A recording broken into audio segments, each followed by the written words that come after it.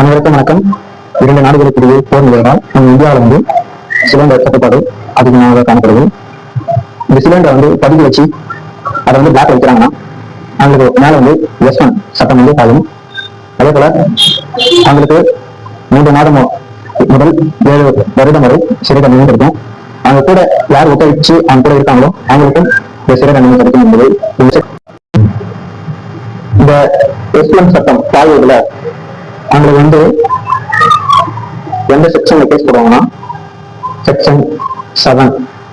இதன் கீழே நுகர்வோர் பாதுகாப்பு சட்டத்தின் கீழே கேஸ் போடுவாங்க. இதுமாரி கேஸ் போட்டு அவங்களுக்கு முடிஞ்சா யார் இருந்தாலும் அவங்களும் கூட சேர்ந்து அரெஸ்ட் பண்ணுவாங்க. அவங்க சிலிண்டர் விநியோகம் பண்ண காரோ ஆட்டோவோ வண்டி பைக்கு இது மாதிரி எதனா வச்சிருந்தாங்கன்னா முதல் செய்வாங்க.